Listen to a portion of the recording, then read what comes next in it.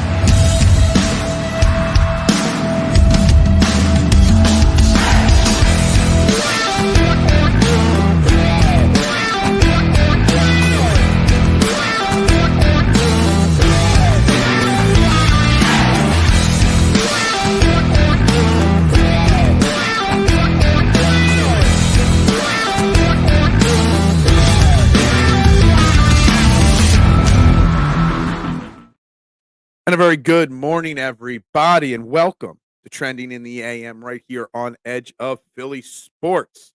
We are live, Facebook, YouTube, Twitter, Twitch, just like you know it, every single day. All I can ask of you is to do me that solid and hit that like button, that share button, that subscribe and follow button, whichever platform you're watching on. Just hit those buttons. All those buttons are free to do. It's free to support this show. It's free to support Edge of Philly Sports. And by doing it, you're helping grow this great channel and this great morning show to heights. Everybody wants to copy the morning show routine laid out by this guy right here. So let's continue to run those guys out of business and keep the good shows going here. I'm your host, Phil Stiefel. I appreciate any and all support. You can find me on all social media platforms at Bearded Knowledge, whichever platform I'm on. That is how you find me, guys. We got a jam-packed show because although we are one sleep away from the Eagles 2024 season kicking off, football's back tonight, baby. Ravens, Chiefs, kick off the 2024 season. We will talk about it. We're going to start a new segment on the show that we're going to try to do every week, where especially Thursday nights and Thursday mornings and Monday mornings, where I'm going to build same game parlays for the Thursday night and Monday night football game live on the show. I might go live on Sunday nights when I can to do Sunday night football as well. I'll do some Eagles parlays tomorrow for the game as well. So we'll do that later on in the show. But we're talking Eagles.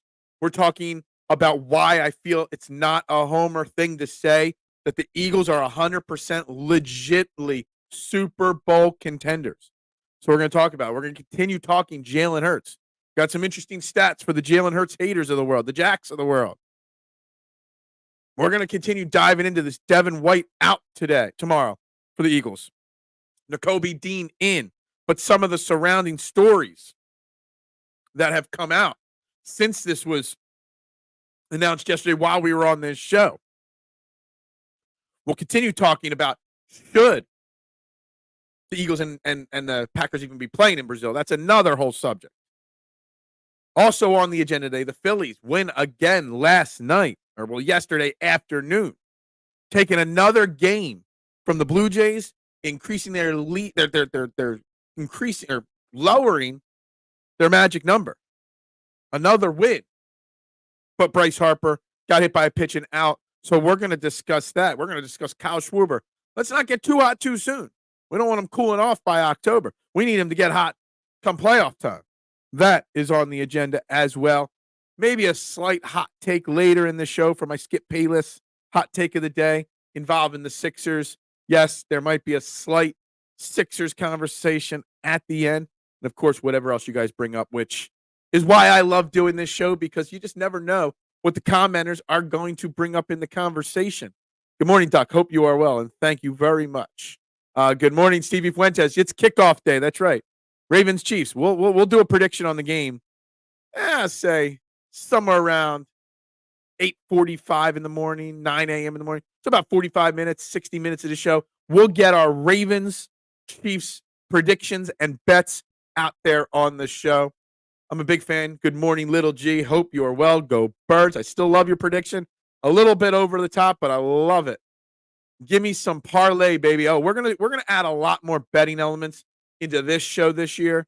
We're also going to be doing some separate betting shows on my personal channel, linked below. And if you don't have a DraftKings Sportsbook account, which is where I do all my betting, there's a link to sign up in the description of this video. Link it. You'll get a free bet. I'll get a free bet if you sign up. Just going to throw that out there. It's always good. Most people have a sportsbook account. Anyway, so let's talk some Eagles here, or whatever else you guys want to talk about. The last pitch of the game by Estevez most likely gets crushed by a better hitter. Yeah, I mean, if you want to talk Phillies like news, we could talk Phillies. Estevez, it's not Estevez, it's Estevez. I keep hearing that. He got a little wild last night. You know, he's I'm not sure how he has 24, 25 saves, this season. I feel more comfortable with Jeff Hoffman, but they traded for him, so they're going to make him the closer, which is weird because 2 years ago when we got to the World Series, Rob Thompson wouldn't commit to a set closer, but last year he was locked into Craig Kimbrell, and this year he's locked into Estevez. So why is it Estevez and not Estevez? I don't know. But it was still a win. A win's a win's a win, right? Don't we talk on this show about the Eagles? An ugly win is still a win. Good morning, Rick. How you doing? Fly, Eagles, fly.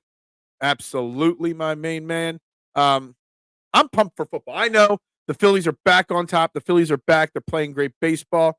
But I find it very hard to concentrate on baseball talk when we are 1 day away from the Eagles season kicking off. And that is all that matters to me right now. Focused on football. We'll talk baseball. We'll talk basketball. But my mind is so locked in to football right now that it's hard to concentrate. Eagles is not a Super Bowl contender after the way they played last year. DJ Duke. Hey, there's no way you can ignore that they collapsed at the end of the season last year. Absolutely. The NFC is not overall much better than it was last year. We've added to the team. We've gotten better. We've improved our coordinators. There aren't many teams that are good in the NFC right now.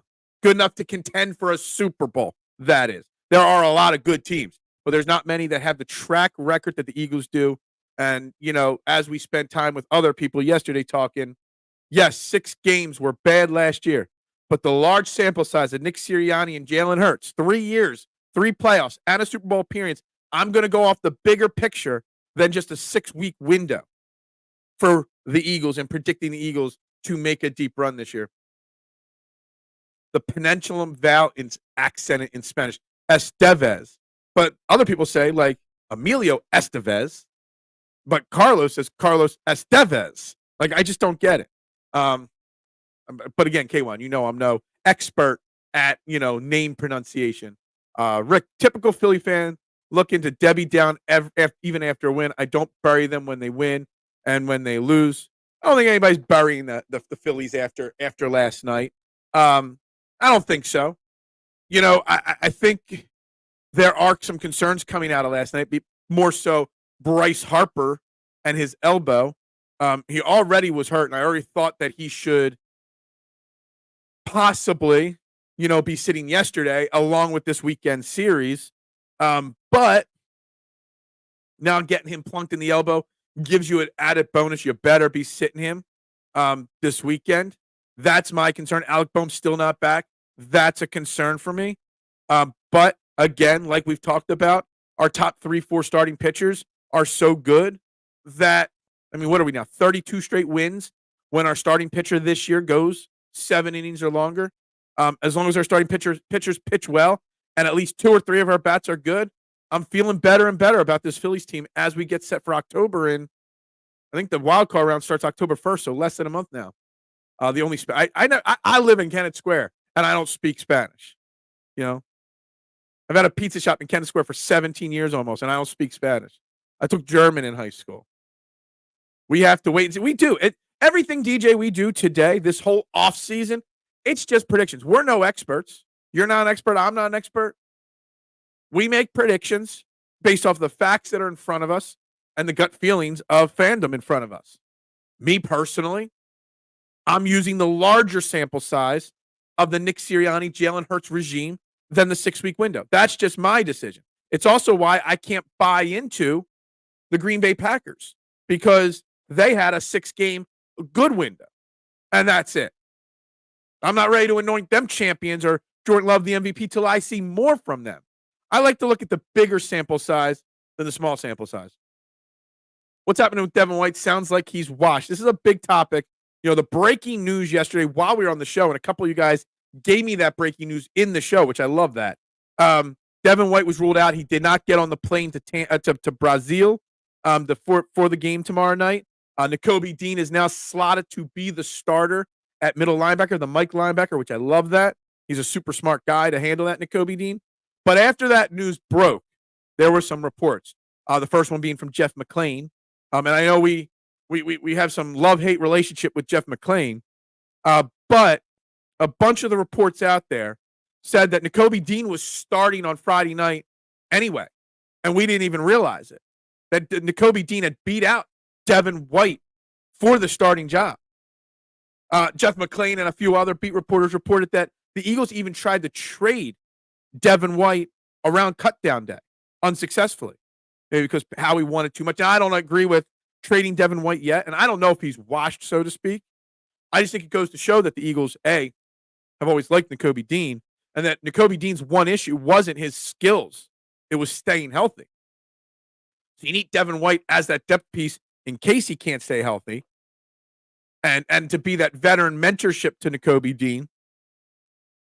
But Nakobe Dean clearly is healthy, and when clearly healthy, playing his best football. And one thing about Vic Fangio that we heard all offseason as we brought him in to be our defensive coordinator here is that Vic Fangio, there's a couple positions that tend to flourish under Nick Fangio. A couple positions that he's developed average players into better players, or players that have played better in his system. You know, kind of going back to Byron Maxwell. He was great in Seattle, but then left Seattle and was terrible. Went back to Seattle and was great again. You know, linebackers are like that with Vic Fangio. So Nakobe Dean is healthy. Nakobe Dean is skilled. Nakobe Dean has Vic Fangio as his defensive coordinator. Check, check, check. All of a sudden, Nakobe Dean is the starter. So while Devin White is hurt and not playing, Nakobe Dean, it seems like, was starting anyway. And I wonder what everybody thinks about that. Also, with Nakobe Dean starting and Devin White being out, it means we might see some plays. Jeremiah Trotter Jr. now is the number 3 linebacker, interior linebacker on this team till Devin White comes back. That's something to think about there. Something to talk about there. That, you know, we might get to see Trot Jr., Axeman Jr. on the field right away this year outside of special teams. I'm watching the Birds with squinted eyes and low expectations. They almost remind me of these older Lions teams with great skill position players and a transitioning offensive line, except we're not really transitioning, so to speak, on the offensive line. You still got all-pro Jordan Mailata, all-pro Landon Dickerson, all-pro Lane Johnson. Cam Jurgens is an all-pro borderline player. He is switching positions and replacing Kelsey. I get that. The real true question mark is Mekhi Becton, naturally. And if I'm the Green Bay Packers, I know their defensive line and their defense as a whole is new this year, new system there. I'm attacking the right side of the offensive line excessively. I'm attacking Becton, and I'm doing it fast and furious in the first. To me, that's one of the key matchups for Green Bay is how they attack Becton. And one of the key moments for the Eagles will be how Becton performs when it counts most in a game. 2024 will be one of the greatest seasons in Philly sports. World Series and Super Bowl. I mean, it's the dream scenario, Rick. It is. And, you know, we should hope so. We should expect it. I don't even think it should be like our dream scenario. It should be expectations because the Phillies and the Eagles have spent a lot of money, have a lot, a lot of talent. They should be able to get that job done. All right. So all through preseason, media has been saying White had a great camp. And the period of 4 days, the media is saying he's washed. I don't think I've read a single media member say he's washed.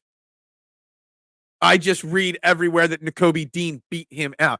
And as camp went on, you saw more and more rotation at the starting linebacker position. That again, and Devin White, Duck, was never supposed to be this superstar. Like, nobody should have had all-pro expectations for him. Our hype with Devin White is, even at his low point, he was going to be better than Christian Ellis, better than Nicholas Morrow, better than all the direct they threw out there at linebacker last year. So maybe we set our expectations too high for Devin White. I will throw a little conspiracy theory in here onto the Devin White injury. The report from Jeff McClain, and Jeff McClain wouldn't just randomly throw this. He's got a source that has said this, that the Eagles have tried to trade Devin White over the last week unsuccessfully. Is this a phantom ankle injury? And Devin White doesn't want to play because he's pissed that he heard that they tried to trade him. Is Devin White upset that the Eagles wanted to move on from him? And he's like, yo, I don't want to play. I ain't going to Brazil to sit the bench. I ain't flying 9.5 hours to sit on the bench. I ain't playing special. Maybe there's something to that. I don't know. Unlikely, because Devin White's in that leadership text group with Jalen Hurts and A.J. Brown. Devin White has said and done all the right things. But maybe. Devin White going to be gone. Let the young linebackers play. I don't think you can let Devin White go. Zach Bond never played interior linebacker regularly. That's part one of the equation, Rick. Nakobe Dean has never stayed healthy in his 2-year career now. And Jeremiah Trotter Jr. is a rookie. So you need his veteran depth there. But I'm fine with going with the young guys as long as Devin White's there if those other guys fall flat. You got to have that safety net, that safety valve at linebacker. Good morning, Joe. How you doing? You did make a prediction. Didn't the Skip Payless hot take like 3 weeks ago say Phil's hey, that's why they're Payless hot takes, just so you know. You win some, you lose some. I lose more than I win with my hot takes. I ain't gonna lie. I am what I am. I'm a passionate, in the moment, Joe, guy. I make a lot of statements in the heat of the moment. Some of them I don't agree with. Some of them I do. Maybe Ben Van Summeren can be a player for us. We're screwed at linebacker, to be honest. We're screwed at linebacker if injuries pile up, Davey. We're not screwed at linebacker, in my opinion, if we're healthy. And they seem to like Ben Van Summeren a lot. I get that. I mean, he's a nice player. He's got something to prove still. He'll be a big piece of special teams this year, Davey. For sure. We've got a lot of youth with potential at linebacker. How about that being a way to say it? Which doesn't mean we're screwed. It's a question mark. And that's why Devin White still is around at this point. Nakobe's foot speed is just back where it belongs. Nakobe appears a better fit. They've always liked Nakobe Dean. They've always liked his game. They've always liked his skill set. I've always loved his college tape. I know he's a smaller, undersized linebacker, but we've seen it before work, so I'm okay with it. I just, you need depth behind him. Nakobe Dean is a lesser version of Joel Embiid. You always got to have a backup option, and we will always be concerned that every tackle he is getting hurt on. So until that, and again, Joel Embiid, I mean, he's been in the league for how long? Every time he falls still, we worry. Nakobe Dean, every time he tackles, we're going to be worried. 3 years from now, we'll still be worried about Nakobe Dean's health. Ben Van Summeren is the most athletic of the linebackers. I don't know if that's accurate or not. I haven't seen enough of Ben Van Summeren to really, truly know that. But I do know the Eagles organization really do like BVS a lot. Noom's always looking to find negative in a positive. Cheer up. Look, hey, we're hurt. Philadelphia sports fans have been hurt, Rick. For 40 years, I've been hurt. So, it's okay to be negative sometimes, as long as it's based off of passion and stuff like that. Cam Jurgens will be fine. I'm not stressed about him. He looks super confident, and his teammates rave about the kid. Yeah, I'm growing less and less concerned as the passing days go, Davey, on Cam Jurgens. Definitely growing more and more confident there. I'm hearing less and less concerns coming from reporters and stuff like that. Mekhi Becton is still the lone super concern on the offensive line, considering he's never played right guard before outside of this year, considering he was a first-round bust, so to speak, at one point. But we have to have confidence in the rest of the guys around him and Jeff Stoutland to have him ready.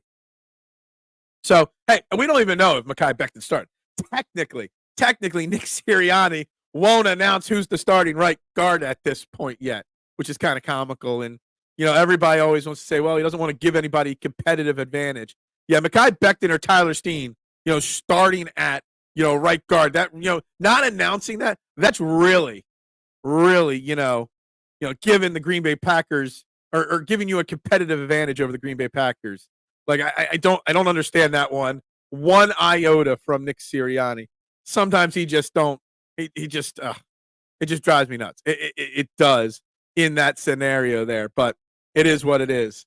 Ben Vincent didn't fit at Michigan, who had decent linebackers at the time, but he can special team. Look, he's definitely going to play excessively on special teams. He's going to be a big part of special teams. Ben Van Sumeren. I'll be curious to see if our special teams how good they are this year with the new rules. It's going to take me 2, 3, 4 weeks till I truly understand and grasp whether I like the new kickoff rules or not. We'll see how that plays out. What has Devin White contributed? Nothing. So it's losing nothing by moving on from Devin White. He hasn't contributed anything, but he's a guy that's 2 years ago was an all-pro linebacker. He's only 26 years old. Nakobe Dean has played a hot minute in 2 years. So if Nakobe Dean gets injured, then what are you going to do? Are you going to trust Jeremiah Trotter Jr. as a rookie over Devin White? And I'm not ready to say that I am. I still think Devin White at 26 years old can be a viable depth piece on this team for that issue. There we go. I got you, K1. Now that has a typical Jeff McLean stirring the pot article. Philly seems to have a lot of these media members. Look, I don't think. Let me backtrack, Brian. Yes, Jeff McLean stirs the pot sometimes. No doubt about it. Every media member does now. Hell, my title of this show today, the Eagles are legit Super Bowl contenders, kind of stirs the pot a little bit. I get it. But the part of the report that says Nakobe Dean had already beaten Devin White out, I think he's getting that from sources. I trust that isn't an overblown statement. The part that the Eagles have tried to trade Devin White,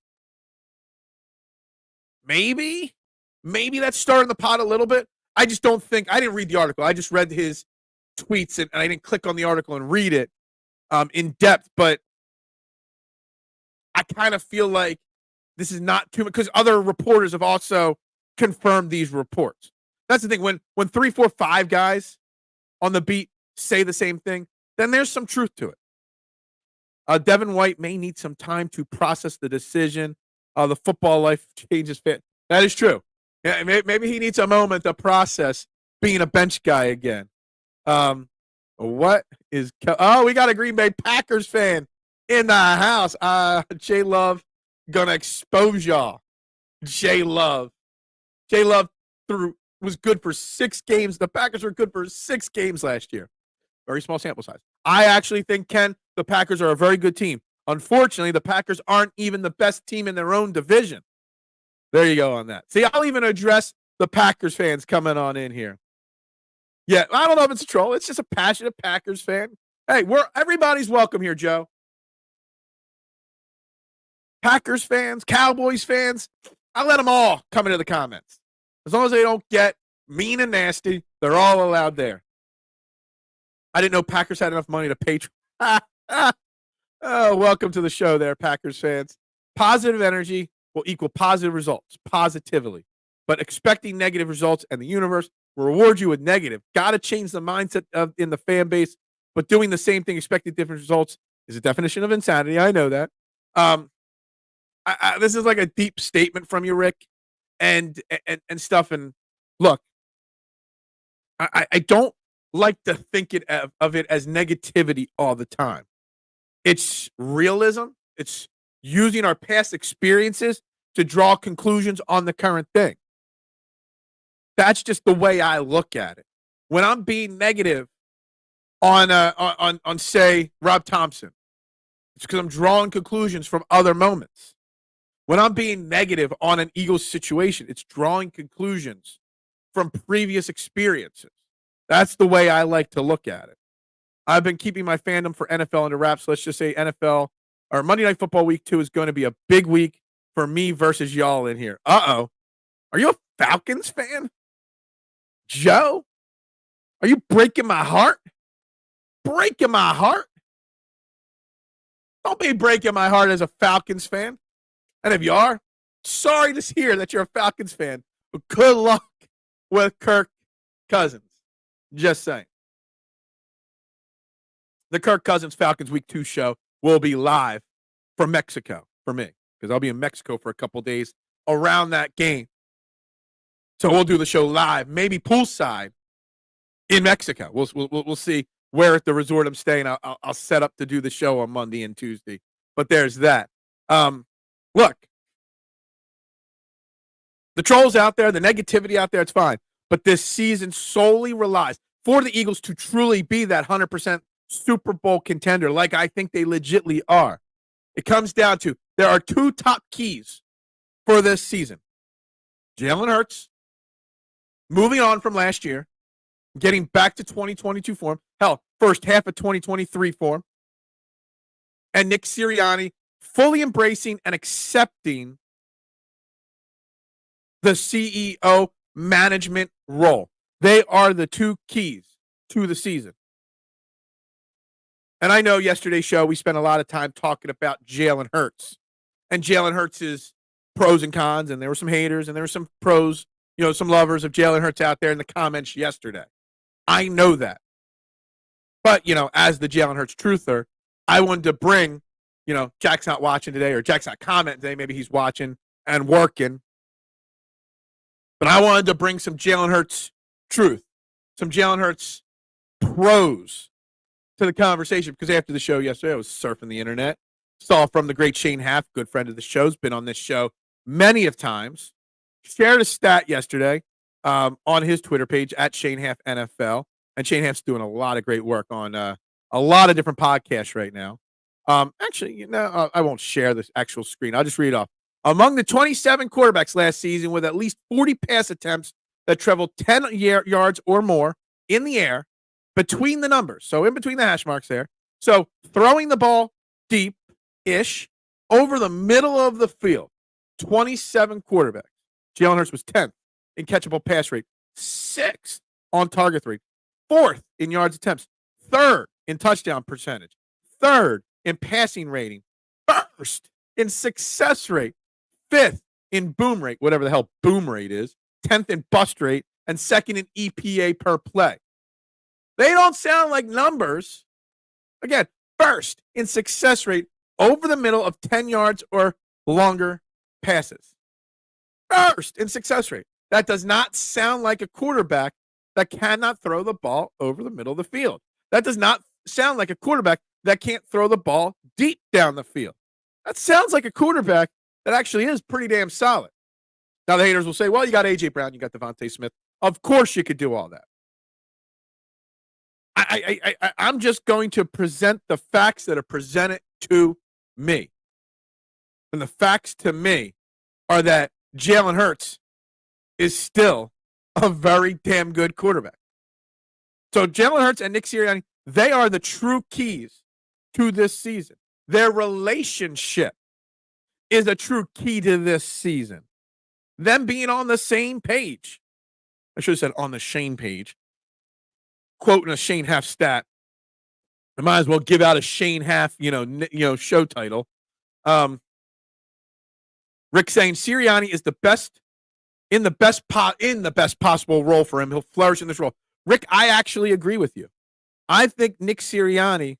He also, Rick, I don't know if you've noticed this. Something I've noticed throughout this whole off season. And I was thinking about it a little bit yesterday afternoon because I don't know what. Random things just pop into my mind at random moments, and I don't know why.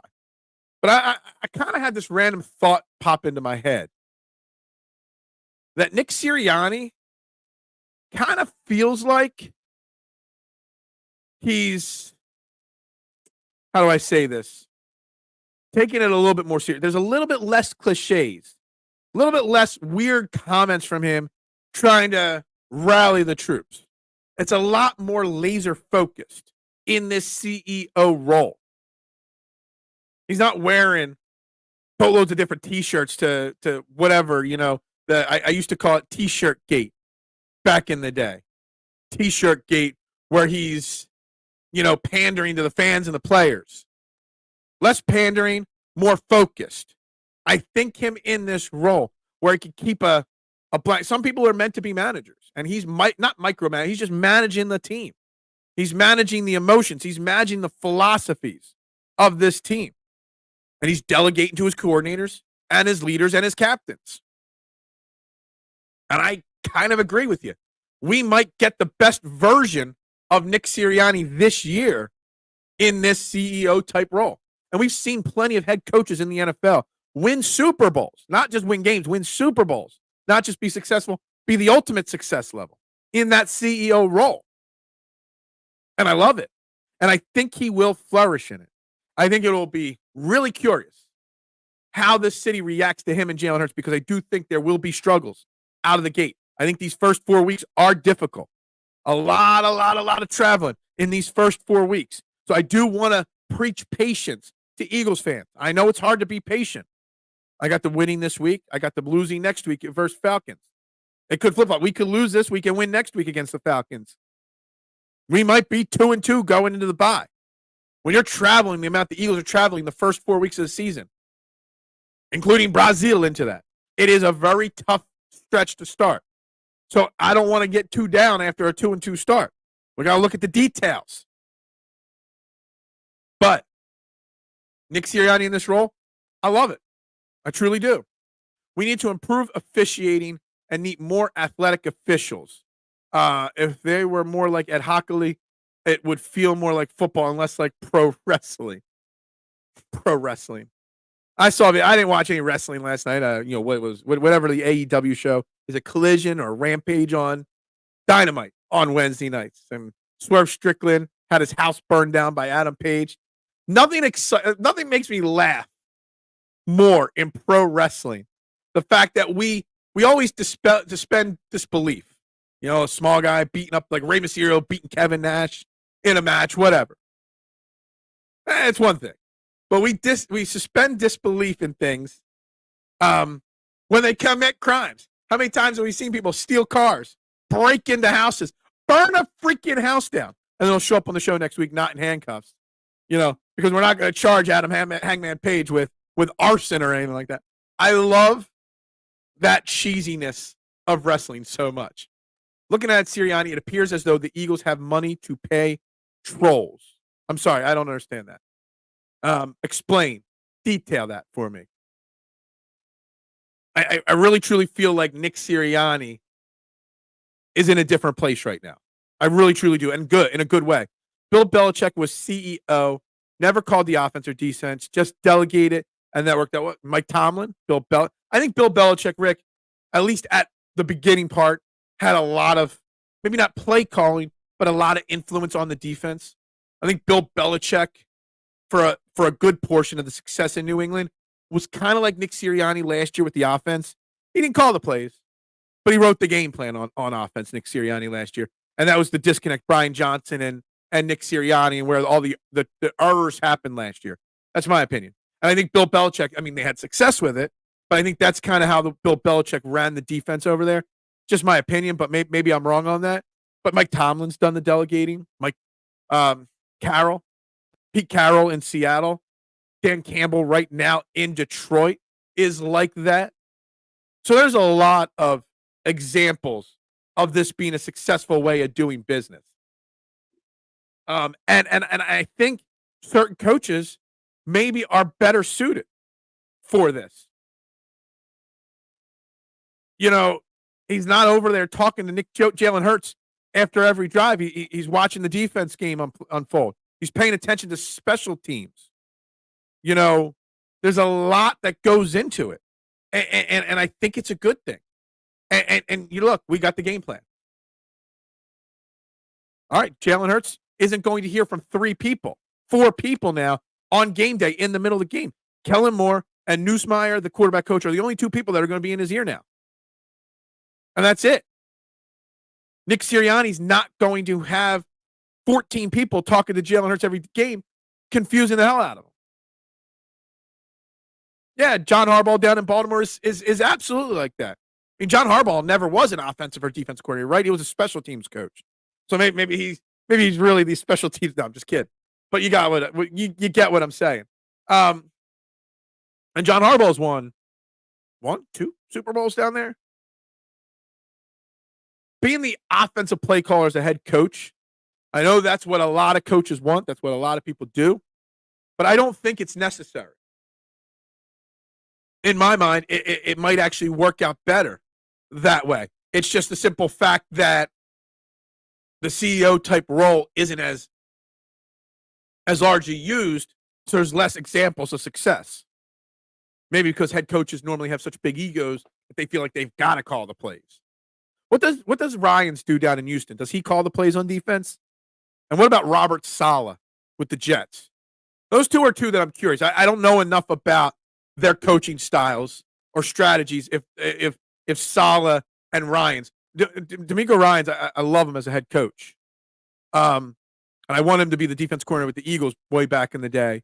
I don't know if he's CEO style there in Houston or not. And Robert Saleh, Ryan seems like he would be a CEO style guy. Saleh's personality strikes me as he wants to have full control of the defense there with the New York Jets. Patricia, obvious success around the league, show how hands-off a Belichick was in New England. That's a great point. That's a very good point. But see, that was part of the earlier era of New England Patriots success too. Patricia, and wasn't Mike Vrabel a defensive coordinator under Bill Belichick? So there's a counter to that, and he's had some success as head coach. Just throwing that out there. But that's a great point from Patricia or from Duck there.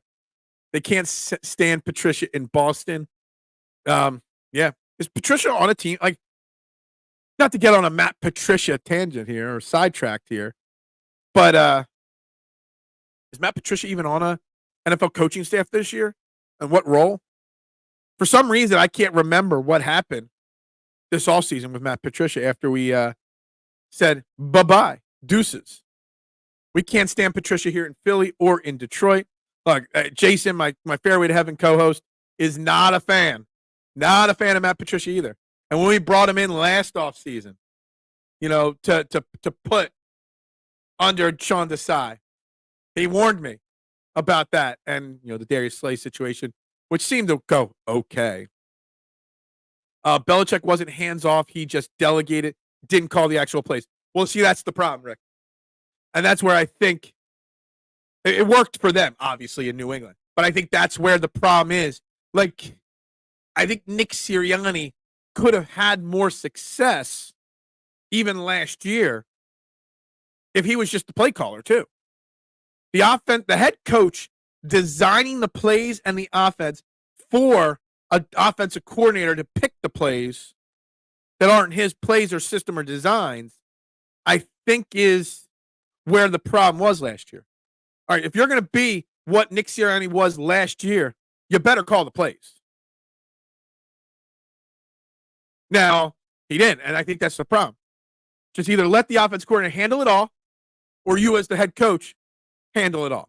And just have him as the coach, the assistant coach on the side there. I read that the pollen level's going down. I don't know. I'm not feeling like the pollen level's going down. As of 24 hours ago, Patricia is part of the media. Oh. Somebody actually put him on TV?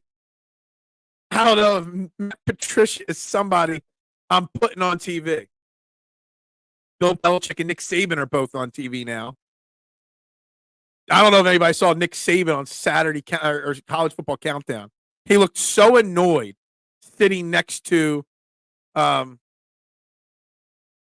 McAfee in the clips I saw from that, and Pat McAfee calling him out for paying players. It was interesting, that's for sure. I don't know if I would want Matt Patricia. This is a long comment, and I see words. I want to lean in here. Hold on.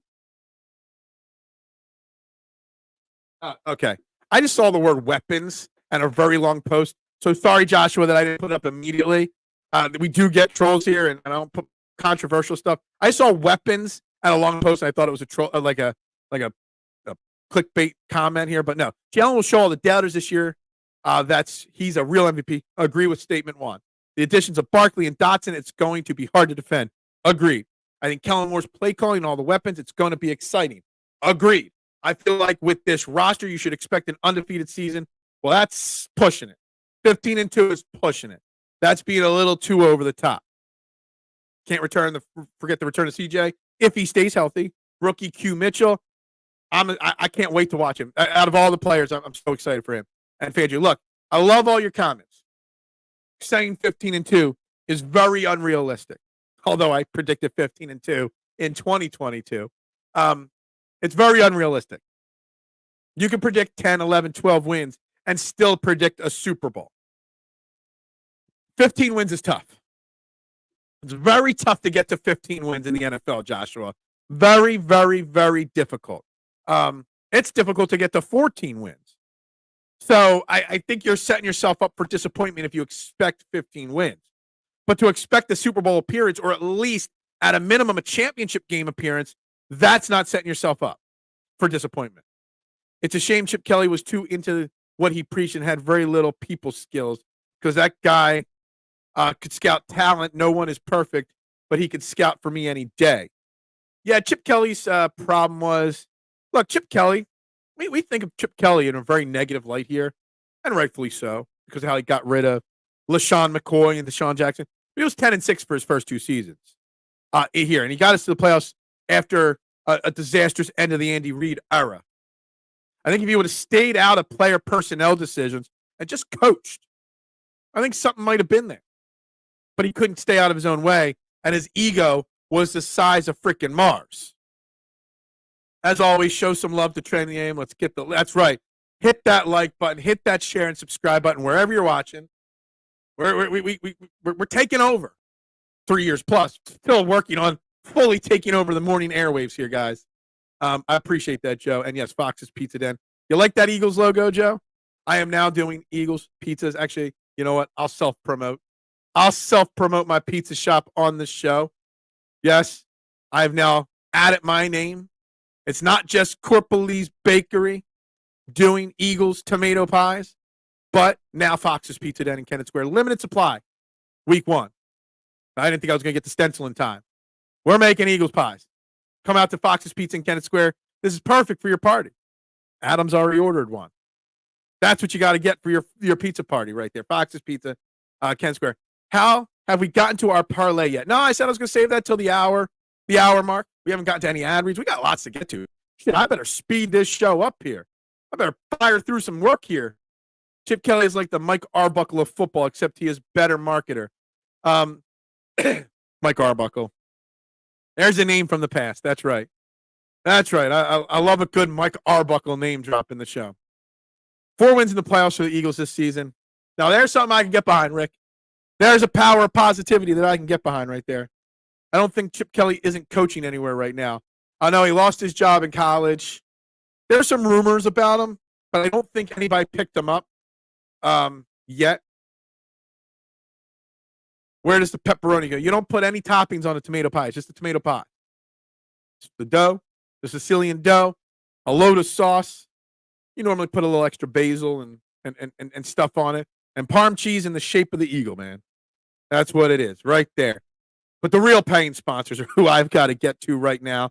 First and foremost, SherryTickets.com. Family owned and operated since 1946. If you need sports tickets, if you need Eagles tickets, concert tickets, theater tickets, go to the best. Go to the place where there's no hidden fees. The price you see is the price you pay. And check this out. Go to SherryTickets.com and use promo code EOP10. And on top of their already low prices, you'll save an additional 10% off. Again, why overpay with the rest? Save with the best. SherryTickets.com, EOP10 is the promo code to use.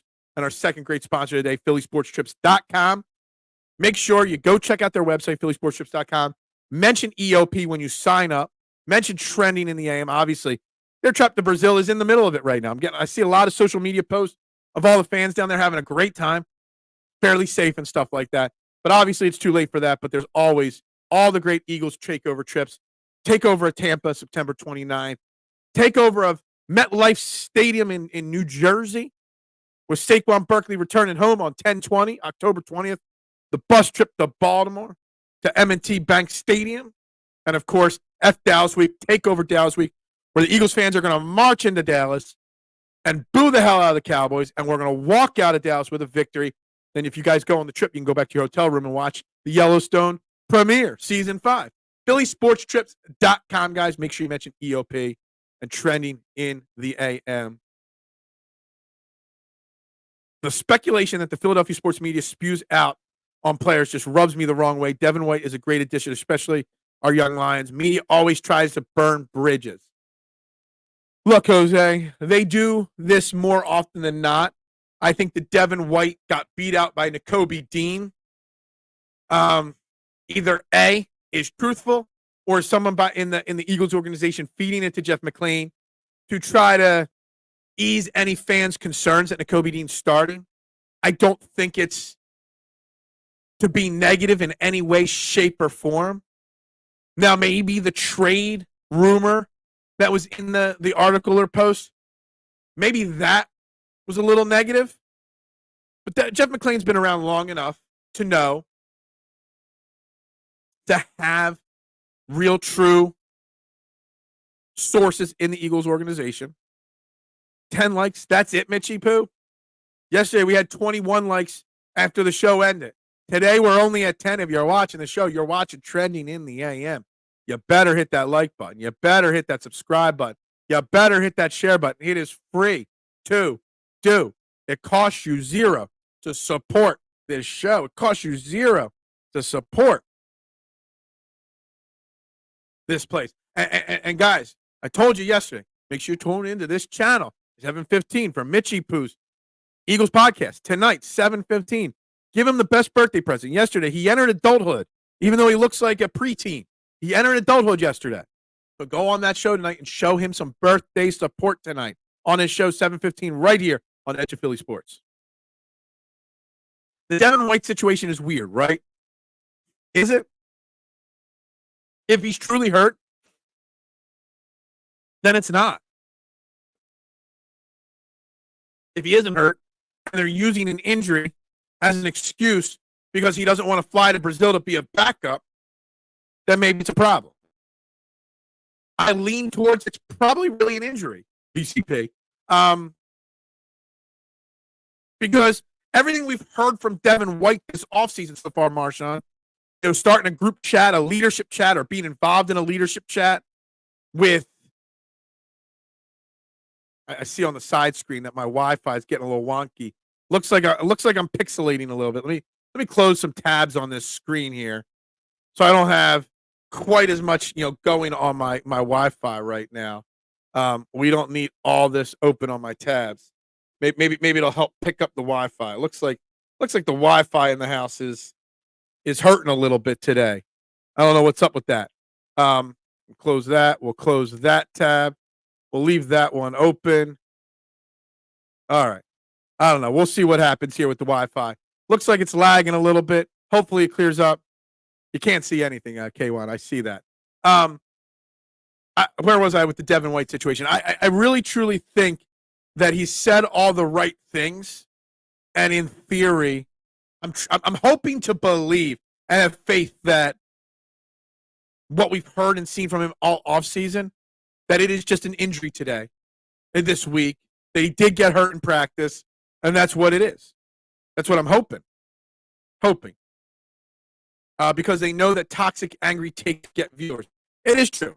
Toxic, clickbait, hot takes, it's what sells. It is what it is. But I don't necessarily think every single one of them is meant to be that way. God damn, it is really, really kicking my ass, the Wi-Fi today. Let's turn my phone off the Wi-Fi. Maybe that'll help. Maybe that'll help something. When I turn my phone off the Wi-Fi, I ain't even connected to a cell phone. I don't know what it is. Maybe that'll help a little bit. There's definitely a slight lag, and I apologize for that. That's not typically the case here. VCP, yeah, that's right. Can't see the eye contact. Yeah, that's right. That's exactly what I told you about a month ago, that the Eagles are going to win the Super Bowl in the wheel, but it didn't want to listen to me. Look, I have no problem. I've been saying the Eagles are Super Bowl contenders since the offseason started. And they're gonna work their asses off to wash away the memory of 2024. They are, plain and simple. They're ready to move on from 2024, without a doubt. I don't know if I ever said you were wrong in saying that. Maybe somebody else did on another show or another platform, Zach.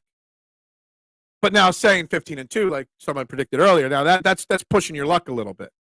But overall, I'm down with it.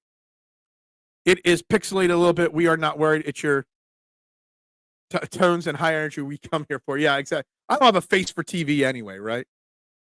My face is not meant for you. My face is meant for the radio where you can't see me. Like that, right? For sure. Fan base being bricked up about the Phils may give the Birds a pass if they falter out of the gate.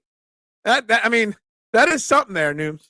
Look, if the Phillies start losing again, it might distract us a little bit. Or if we make a deep run to the World Series, it might distract us a little bit from the Eagles. For sure. Throttling your stream. Yeah, it's all the haters out there hacking my Wi-Fi and slowing me down. For sure. 10 more minutes, Mitchie. I'm going to do my prediction for the first game of the season, Ravens at Chiefs. I'm going to give you some betting advice for the game, and I'm going to give you my prediction. We'll do that at the top of the hour. Ravens, I think, will edge out the Chiefs. I think it's a great game tonight. I mean, look, all the NFL games this week, all the primetime games, the NFL stacked the deck with primetime games. And Ravens-Chiefs, it's a difficult game to predict. And I'm still bouncing around in my mind. Parlay. Ole. Parlay. Yeah. All right.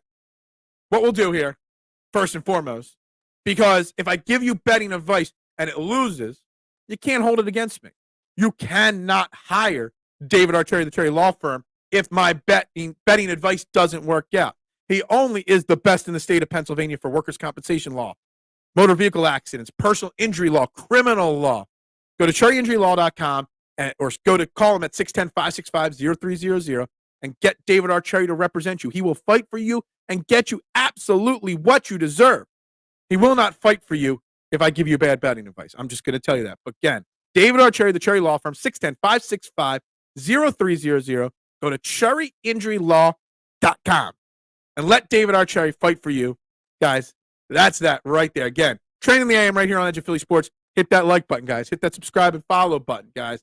Don't mess with it. Your neighbor hacked your Wi-Fi to watch their streaming media and thought you already at work. Like, yeah, it's funny.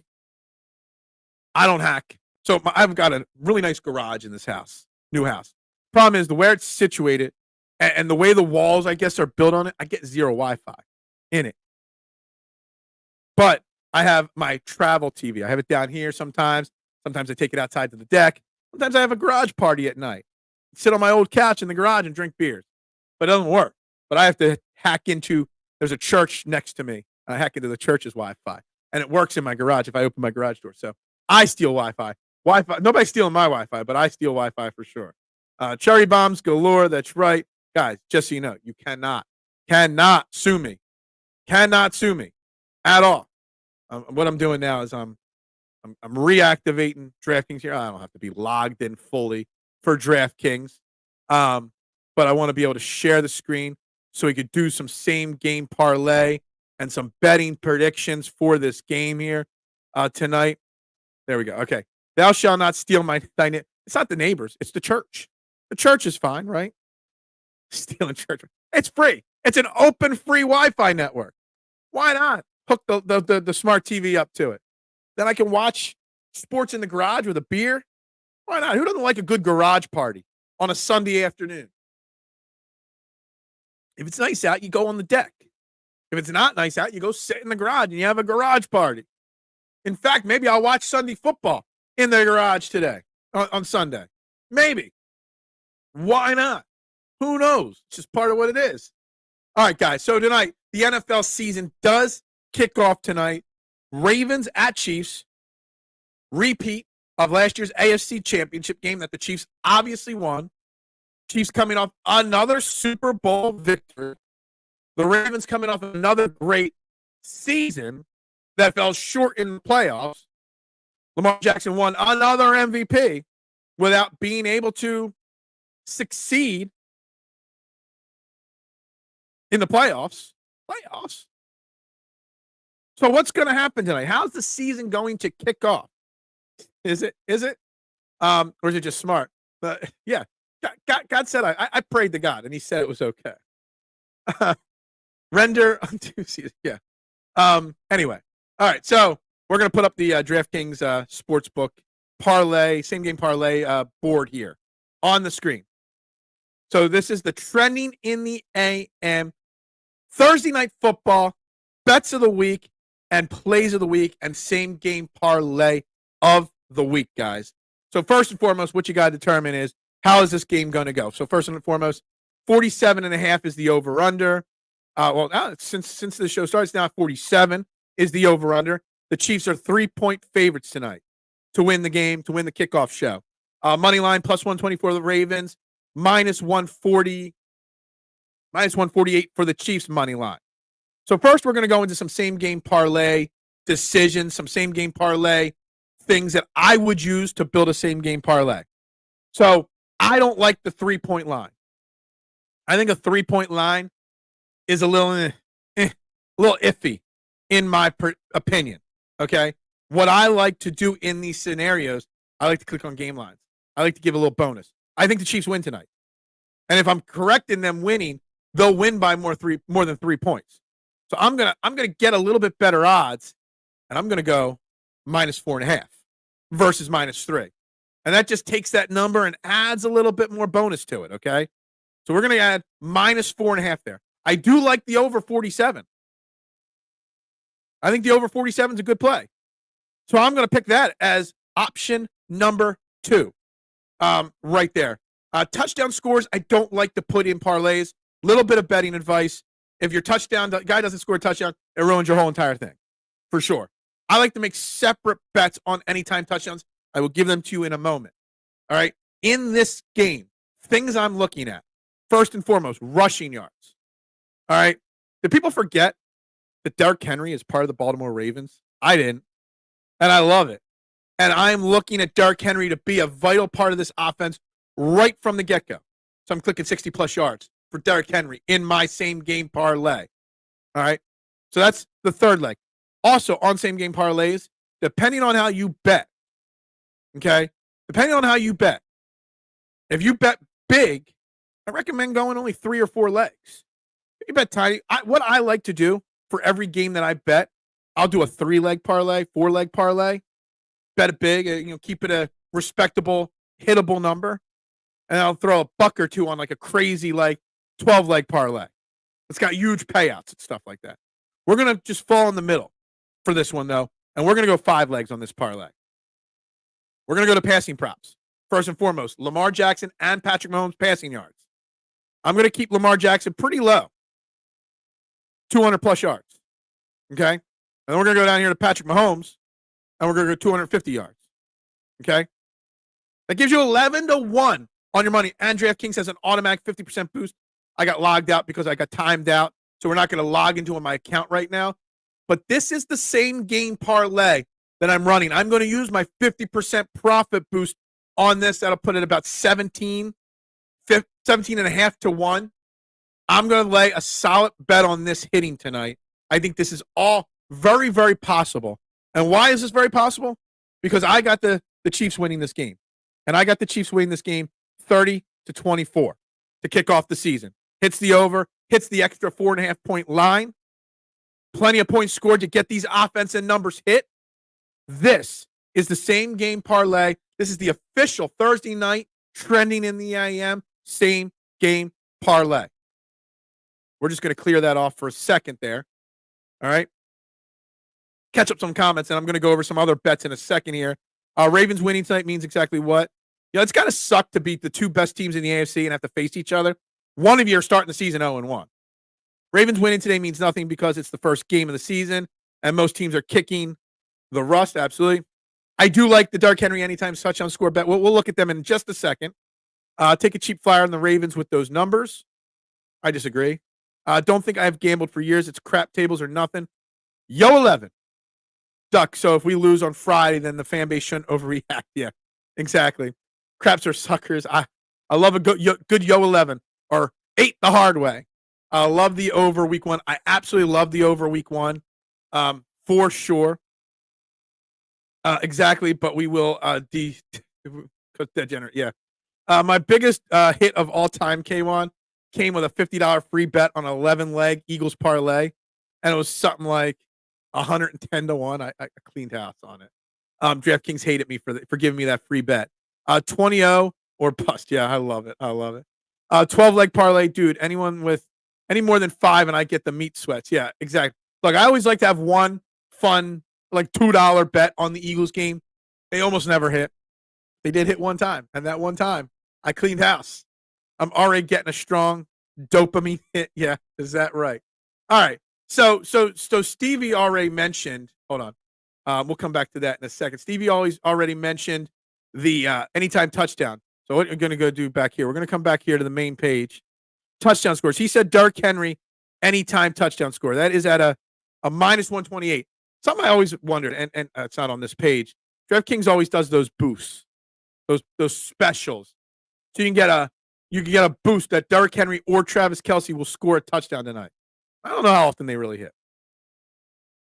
So Derrick Henry minus 125 there. I don't love it. Okay. The first anytime touchdown score bet that I like, Xavier Worthy plus 180. I like that. I think there's a strong chance of that one right there. I see Xavier Worthy maybe being a good bet for first touchdown score. If the Chiefs win the kick and get the ball first, they're going to feed the ball to their rookie, I think. I think. I can see a play action pass for a deep bomb to Xavier Worthy, and that's how he does it. I like that bet there. Plus 180, though. Anytime touchdown for him. Lamar Jackson plus 215. Anytime touchdown is always a strong bet. He is going to get touchdowns. Any other touchdown bets down here that I like? Not really. None of these long shot bets. Yeah, Nelson Aguilar is still on the still playing football in the NFL. You got to love to see that. If anything, Xavier Worthy, Lamar Jackson, they're my favorite bets. One from each team there. They were to be the anytime touchdown bets. The one straight up bet that I do like, though, a lot, and we'll go back to popular in the main page here.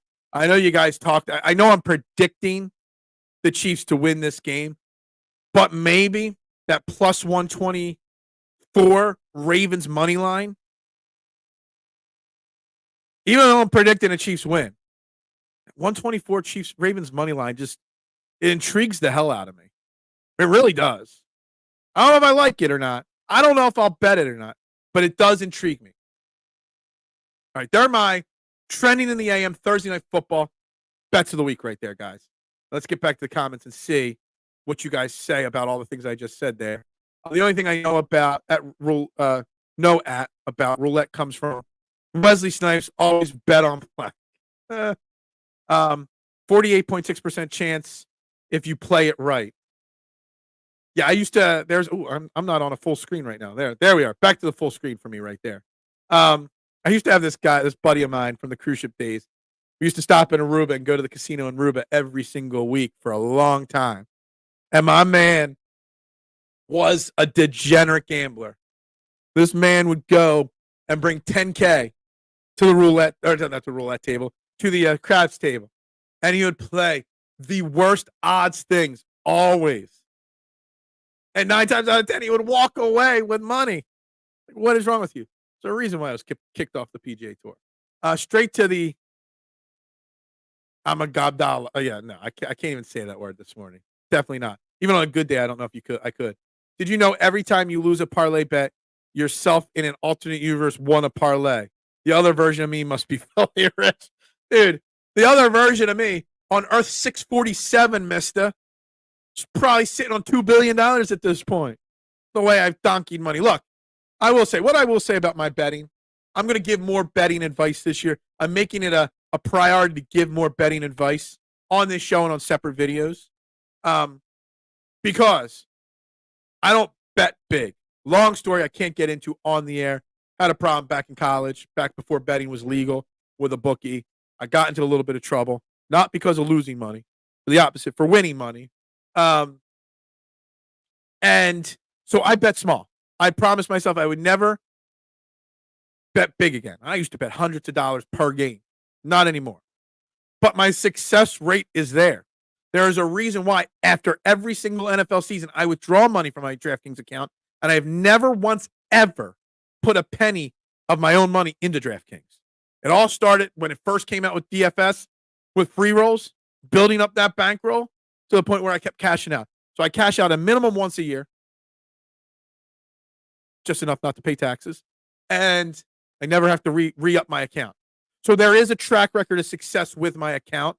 So that's why I will try to give some more advice. I don't track my wins and losses like others. I'm sure somebody here will track my losses just to laugh at me. Tomorrow morning, someone's going to tell me I'm an idiot for some of the bets I made, but, we'll see.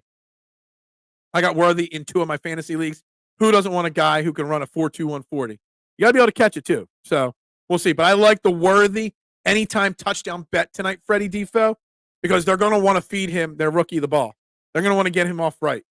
Pacheco first touchdown of the game for me.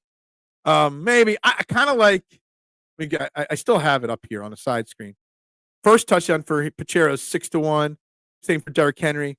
The Xavier Worthy at 11-1 just entices me a little bit more from what I'm reading about what the Chiefs want to do. I got a parlay, 50-plus receiving yards on Rice, 40-plus on Andrews. That's a very safe parlay right there. What are the odds on that, Joe? That can't be big odds on that. But that's a very safe. The thing is, you make your money on the safe parlays. You break the bank on the big parlays. You break the sports books as well on the big parlays. Does the church you're poaching Wi-Fi from? Those games are anonymous. You can't let that go, can you? Lizard brain, yeah. Only the occasional gambler wins. My man won so much on betting the worst. I forget what bets he made, but he made regularly bad bets. He also taught me how to play craps. I love a good craps game. I love a craps game when it's a fun table. Like my brother, I remember when I got married and my brother said, "What do you want to do for your honeymoon?" My brother's like, I take care of you for your honeymoon. I'm like, you know what I want for my honeymoon? I want to go to AC. Obviously, this was a long time ago. We're coming up on 18 years of marriage. So my bachelor party was over 18 years ago. Like, I want to go to AC. Doesn't matter which casino. These are my favorite, blah, blah, blah. And I want a craps table with you, my brothers, and my family. And that's it, my friends. That's it. I want one craps table. Try to get a table reserved for a cheap price so everyone can play. And literally, we stayed at that craps table for hours, just rolling, having a good time. Then we played some poker. Then we got drunk. Then we passed out. Got to start off slow so I can make it to the weekend. Plus 140, though, Joe. Your parlay. We're going to put his parlay up here. 50 yards receiving for Rice, 40 yards for Andrews. That's a parlay at plus 140 instead of betting $5 5 times on 5 different parlays. You bet $20 on this, and you save $5 for one long shot. That's how you make money in sports books. You don't need plus 100 or 100 to 1 parlays every week. You don't need those home run swing. There's that one. There's a couple sites out there that do these like break the sports book, parlays. And if one hits all year, it pays for your whole season. Like that's not how you make realistic money regularly. The odds of those hitting are slim, and you got to bet big to really break them. This here, with 80% of your budget, is a great start to the season, which also then covers you to place bets all the rest of the weekend if it hits. You have to practice no, you just have to be smart with your money. You got to have good bankroll management to manage to win in gambling, to anything. That was a key for me when I was playing poker semi-professionally. It was bankroll management was a key thing for me. You know, when I was dominating in certain level games, I was like, why don't you play a higher stakes? No, bankroll management. Gambling is a lot like poker. Bankroll management is very fantasy football. In the DFS side of things, creating a DFS lineup, whether it's a showdown lineup for tonight's game or a Sunday slate. Bankroll management on what contest you're in. I had a really great end of the golf season. I'm not playing $1 million makers lineups, and I'm not betting $100 now per game just because my bankroll's gone up. No, I'm sticking to my system, slow and incremental. And then when I get to a certain level, then you up it a little bit. Bankroll management is very important. Guys, you're watching Trading the AM right here on Edge of Philly Sports. Guys, we're talking Eagles and how they are legitly Super Bowl contenders. Phillies are still on the docket for anyone who wants to talk Phillies. Should Bryce Harper be sat for 3 games, 2 weeks? What? But Bryce Harper needs to get right for the playoffs. And finally, we'll throw a little Skip Bayless hot take of the day. The Skip Bayless hot take of the day brought to you by Stevie Fuentes for designing me this great graphic. The Sixers are being pushed heavily to move their stadium from the sports complex. And the new rumor is not, okay, in the center of the city in Chinatown or wherever it is. But the new rumor is that Camden is trying to lure the Sixers to Camden, to play in Camden, to build them a stadium in Camden, an arena, whatever. And I'm going to say this about it. The Camden Sixers aren't going to be a thing. The Philadelphia 76ers will always be the Philadelphia 76ers. But they may play in Camden. And what I want to say about that is the same people that bash the New York Giants and New York Jets for being called New York, even though they play in New Jersey, better bring the same fire to the Philadelphia Camden Sixers. They ain't the Philly Sixers anymore. They're the Camden Sixers. Just like the Philadelphia Union are really the Chester Union, in my mind. You better bring the same hate and fire to the Camden Sixers being called the Philadelphia 76ers when they play in Camden.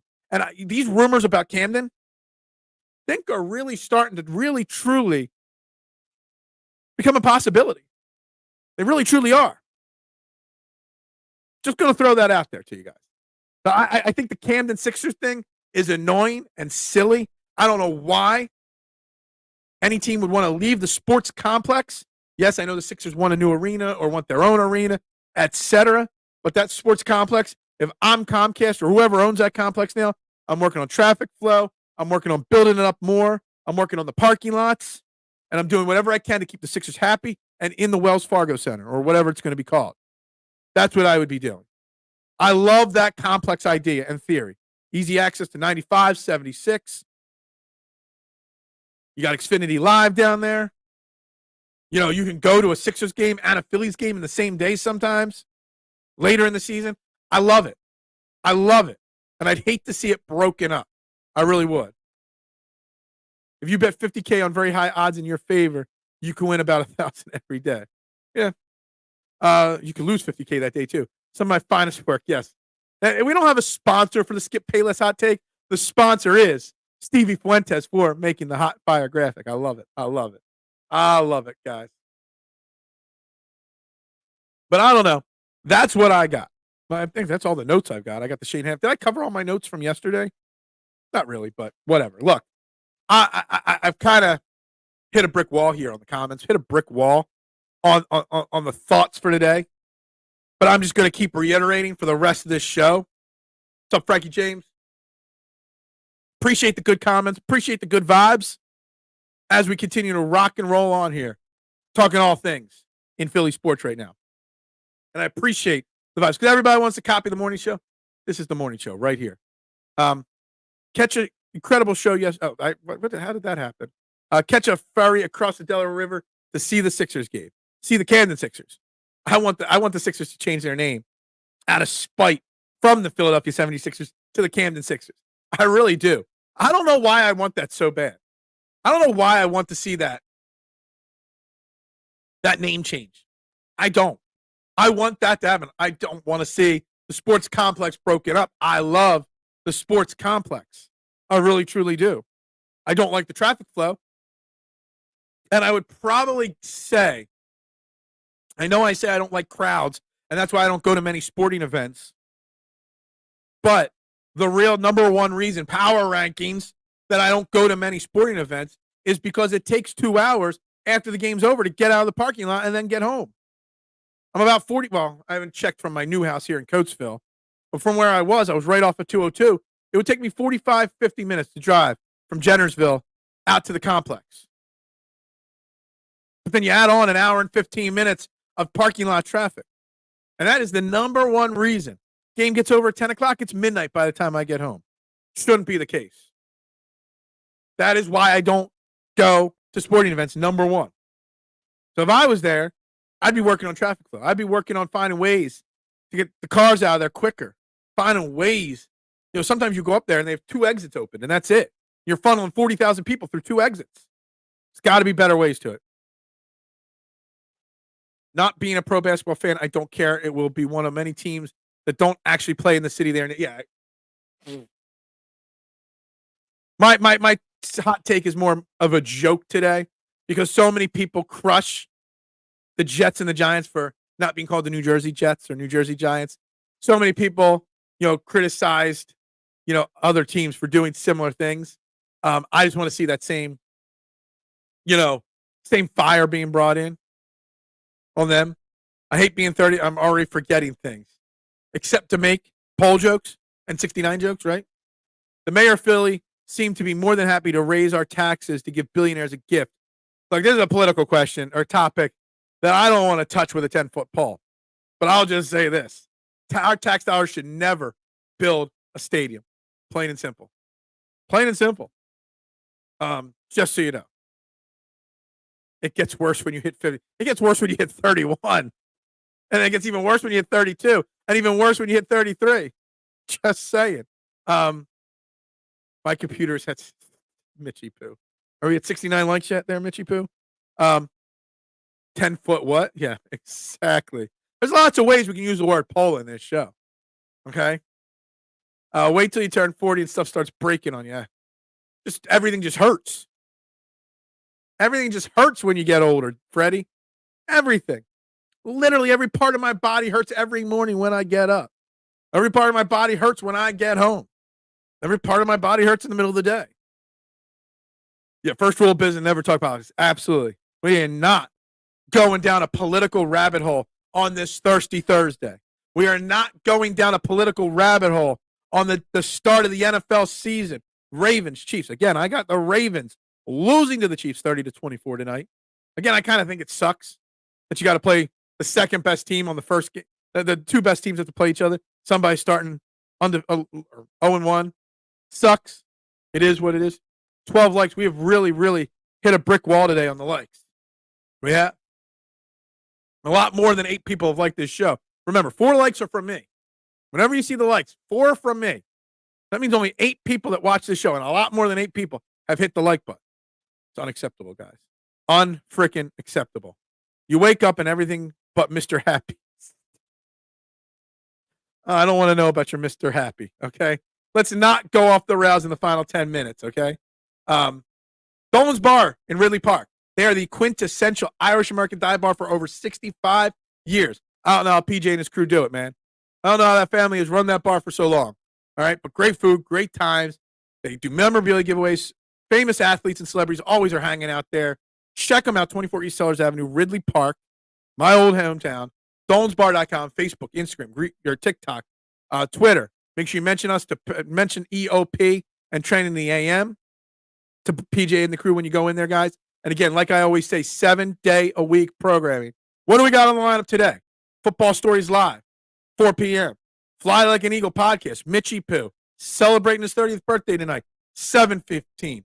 Steel Steps, special time tonight, Thursday, 9 p.m. And, of course, Phillies, Marlins, post-game show, live as soon as the last out of the game right here, Edge of Philly Sports, guys. Locked and loaded right here on the channel, guys. That's right, a little 4-leaf clover. We need a little Irish, luck of the Irish tonight. Or not, luck of the Irish to get our bets to hit, but luck of the Irish for the Eagles season this year. Again, in the final 10 minutes, we're wrapping up this show. Devin White out, Nakobe Dean in. Devin White was not going to start anyway. Nakobe Dean is the starting linebacker for the Eagles. He is the Mike linebacker. It is what it is. The Phillies continue to win. I think we're a half game back out of that number 1 seat. We got a 2.5 game lead on the Brewers now for that 3 seat. So the wild card round is now potentially getting locked up that we could skip it. We got an important 4-game series against the Marlins starting tonight. Important because we need to go down there to Miami and win 3 games at a minimum. Maybe a sweep of the Marlins would be appreciated. Bryce Harper should sit the next 4 games at a minimum. That's what I would do. That would be my take. Just saying. Those are the things that we talked about today. Tomorrow, we are going to get into the final X's and O's for the Eagles versus the Packers. We're going to give you my game prediction, score prediction. We are going to do what we did last year. Every single week, we will go game by game through the NFL schedule every week on Friday and predict every single Eagles game or every single football game against the spread. Does anybody want to volunteer to track my W's and my L's? Maybe, like I said, I should probably track them myself, but we'll see. All right, so my plea got 2 more likes out of you guys. Did you see the plane the Eagles caught to Brazil? The entire plane is first class. I didn't see the menu. Well, we didn't get to talk about this yesterday. Final 5 minutes. You had a 9.5-hour flight. What would you do? The longest flight I ever took was to Germany. It was a stopover in Germany. Then I had to fly to Greece. And it was like 7.5. No. Back from Rome on my honeymoon, we hit some headwinds and it was like 9 hours. But I've never flown since the advent of streaming on your phone. Like, I've never been able to do that. Okay. Last time I flew long like that, you had TV screens on your seats and you watch TV there, and that was it. What would you do on a 9.5-hour flight? Some say they're watching film. Some say they're watching movies. Some say they're going to play video games. In a 9-hour flight, maybe I'll watch a little film, watch a movie, eat, then take a nap. That's what I would do. I would make sure I don't keep my eyes glued to a screen the whole entire time either. Try to get up and walk around. Honestly, I bet you there's room. I'd like to see if there's a little poker game going on that plane yesterday. Who are the best poker players on the Eagles, you think? To me, off the top of my head, Lane Johnson strikes me as a guy that would be the gambler, the poker player on the team. Vic Fangio probably still has his lunch money from the 3rd grade, so he doesn't strike me as a guy. Give me a Xanax, man. 9 hours too long. Dude, it's not pleasant. Those kind of flights are not pleasant, especially for larger men. Me being 6'2", 220, it ain't comfortable for me. Can you imagine Lane Johnson or can you imagine Jordan Davis, Jordan Mailata on a plane for that long? It is not enjoyable, man. Not even first-class travel. Not enjoyable. They need to get up and walk around because you don't want blood. Yeah, well, absolutely. Absolutely. I could tell stories about some of my long flights that I took, especially one less than a year after 9/11. But I don't want to go down that rabbit hole either. So we won't do that today. Trying to think we're going to Mexico. We're leaving for Mexico a week from Saturday. And that's only a 4-hour flight. 3.5, 4 hours. They always say 4 hours. Tends to get about 3.5 hours. And it's a very early morning flight. So I'm going to try to sleep. When I have an early morning flight, I try to sleep. What I try to do is I try to download the most boring movie possible that I haven't seen or a documentary that'll put me to sleep. That's what I try to do. But I really want to watch the new Beverly Hills Cop movie on Netflix. And so I'm thinking of downloading that and watching that. But that'll keep me awake the whole time. Then I'll get to Cancun and I'll be exhausted. So I haven't really decided what we're watching on our flight down to there. The Karen on yesterday was so on point. The Karen on yesterday. I gave a hot take. I already had the graphic up. It wasn't really a hot take. It was calling out the people that hate on the New Jersey Giants not being called the New Jersey Giants, but will still call the Philadelphia 76ers the Philadelphia 76ers when they move to Camden. That's what I gave you today. Soul Plane with Kevin Hart. It had a nightclub. What? Yeah. Anyway, I don't know what's going on there. But that was the hot take there, Duck. It wasn't really a hot take. It was a weak hot take for the day, for sure. But it is what it is. All right, guys. We're going to start the wrap-up process here. Time to get to work. Time to go make the dough, literally and figuratively, today. Today's going to be kind of a pain-in-the-ass day. Got training today. Got a new employee starting today. Hate training. Dave Robinson, what's up? If the quarterback only had a brain, I might agree, but he doesn't, so no Super Bowl. Obviously, you're a Flyers fan, so you're a Philly guy. And I say your opinion matters. Everybody's opinions matter. But I strongly disagree with your opinion. Obviously, you are not a Jalen Hurts supporter. You're obviously not a Jalen Hurts fan. Go back and watch the beginning of the show. I gave the stats. Jalen Hurts is a smart quarterback. Jalen Hurts is a good quarterback. Jalen Hurts is a great quarterback. Second in the MVP voting in 2022. Was the prohibitive favorite before the collapse last year. Too many people are just thinking about 6 games and not the entirety of 3+ years of Jalen Hurts. And guys, the Jalen Hurts haters are going to have to come up with new excuses why he stinks next year. Because Jalen Hurts is going to lead this team on another deep playoff run. And I didn't say they were going to win the Super Bowl. Well, I did, but that's the homer pick in me. But I am saying that they are legitly Super Bowl contenders. And I think you're just blinding yourself with your dislike of Jalen Hurts and saying that. That would keep me awake, probably. A low-budget black movie. They're kind of fun. The Axel Foley movie is a good movie. Not better than the first 2, but they're going to throw a lot at you to remind you that it's a Beverly Hills Cop. Yeah, I just love the Beverly Hills Cop series, even the third one at Wally's World or whatever it was called. But I might save that for the flight home when I'll be awake, more awake than the way down. So I got to find something stupid. The last time I flew to Cancun, it was a good documentary, but I knew it was going to be dry enough that it was going to put me to sleep. I put on the Nolan Ryan documentary, and while it was good, it was dry enough to zonk me out within 20 minutes of it. Then I rewatched it later on. So I got to find something like that. That's what I'll do. That's what I'll watch this year on it. But anyway, guys, trending in the AM right here on Edge of Philly Sports every Monday through Friday, the first and best and longest running daily sports YouTube morning show in Philadelphia.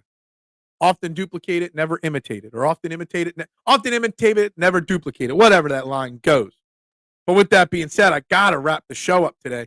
Got to get to work. Got to do some business, some real business. Tomorrow, 8 a.m., same bat time, same bat channel. We'll predict the Eagles game. We'll go over the keys to victory, and we'll go game by game in the NFL and predict every single game and which ones we like the most, except for the Monday Night Football game. We'll save that for Monday's show, predicting the Monday Night Football game. But with that being said, guys, Phillies, you better get the win tonight. Let's keep the winning streak going. You better rest Bryce Harper. So let's ring that bell tonight. Let's not tell Kyle Schwarber it's not June. So ring that bell. Go Birds and Chiefs tonight, so my bets hit. And bubbles up to you guys.